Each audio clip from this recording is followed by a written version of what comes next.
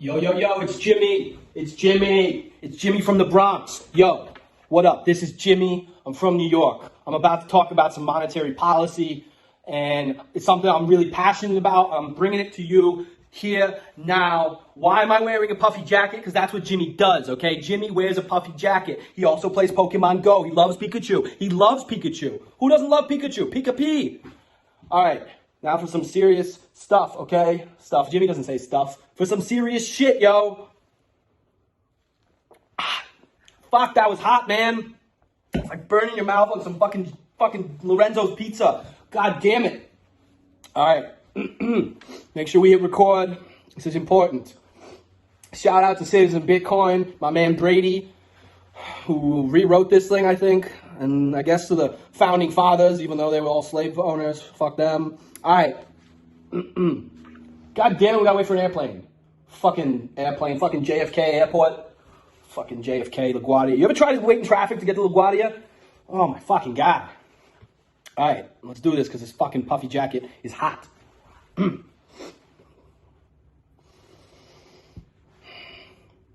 unanimous declaration of the decentralized nodes of Bitcoin, when in the course of human events, it becomes necessary for people to dissolve the monetary bands which have connected them with another, and to assume the separate and equal station to which the laws of natural money and of human nature entitle them. A decent respect to the opinions of humankind requires that they should declare the causes which impel them to separation.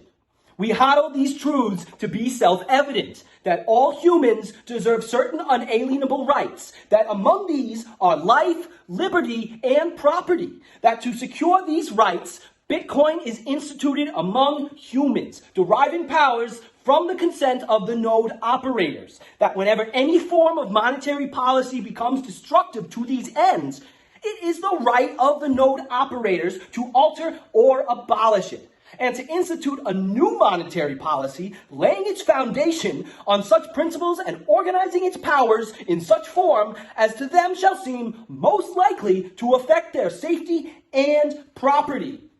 Prudence indeed will dictate that monetary policy, long established, should not be changed for light and transient causes. And accordingly, all experience hath shown that people are more disposed to suffer while evils are sufferable than to right themselves by abolishing the forms to which they are accustomed. But when a long train of abuses and usurpations, pursuing invariably the same object, evinces a design to reduce them under absolute despotism, it is their right, it is their duty to throw off such monetary policy and to provide new guards for their future security. Such has been the patient sufferance of these humans, and such is now the necessity to which constrains them to alter their former systems of monetary policy. The history of the present monetary policy of the United States is a history of repeated injuries and usurpations, all having in direct object the establishment of an absolute tyranny over these humans. To prove this, let facts be submitted to a candid world. They have refused assent to monetary self-sovereignty, the most wholesome and necessary for the public good. They have forbidden people to pass a monetary policy for the accommodation of the world of free people, unless those people would relinquish the right of the use of natural money, a right inestimable to them and formidable to tyrants only.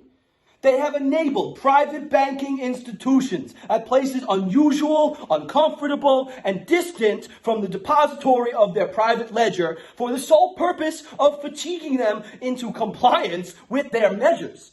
They have debased bearer assets repeatedly for opposing with firmness their invasions on the rights of the people to natural money.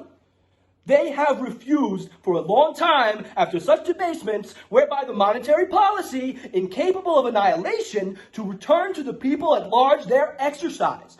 The people of the world remaining in the meantime exposed to all the dangers of invasion from without and convulsions within. They have obstructed access to natural money by refusing the abdication of control of the money. They have kept among us, through tyranny of the monetary policy, even in times of peace, excessive standing armies without the consent of the people. They have kept among us, through tyranny of the monetary policy, even in times of peace, excessive standing armies without the consent of the people. They have combined with others to subject us to a jurisdiction foreign to our Constitution and unacknowledged by our laws, giving assent to their acts of pretended legislation. Let's redo that one. And we're going to take a sip of this. Oh, hot drink, hot jacket. Jimmy, yo, from New York. They have kept among us, through tyranny of the monetary policy, even in times of peace, excessive standing armies without the consent of the people. They have combined with others to subject us to a jurisdiction foreign to our Constitution and unacknowledged by our laws, giving assent to their acts of pretended legislation, for imposing surveillance among us through, among other methods, the use of their money, for imposing inflation on us without our consent, for abolishing the free system of money, establishing therein an arbitrary monetary policy, and enlarging its jurisdiction so as to render it at once an example and fit instrument for introducing the same absolute rule into the rest of the world, for altering fundamentally the form of our money. They have abdicated monetary governance here by declaring the money to be in their sole protection and waging monetary war against us. They are, at this time, printing large amounts of fiat money to complete the works of death, desolation, and tyranny, already begun with circumstances of cruelty and perfidy scarcely paralleled in the most barbarous ages. In every stage, we have petitioned for redress in the most humble terms. Our repeated petitions have been answered only by repeated injury. A chairman and government whose character is thus marked by every act which may define a tyrant is unfit to be the ruler of a free money, nor should money be controlled by a central authority. We therefore, the representatives of the nodes of Bitcoin in Nakamoto consensus, assemble together, appealing to the people of the world for the rectitude of our intentions, do in the name and by authority of the node operators solemnly publish and declare that we are, and of right ought to be, bearers of a self-sovereign money, that we are absolved from all allegiance to the monetary policy of the United States, and that all monetary connection between us and the Federal Reserve Bank and the global banking cartel is and ought to be totally dissolved, and that as hodlers of self-sovereign money, we have full power to establish commerce and to do all other acts and things which self-sovereign economic actors may of right do. And for the support of this declaration, with a firm reliance on the protection of mathematics and cryptography, we mutually pledge to each other our lives, our fortunes, and our sacred honor.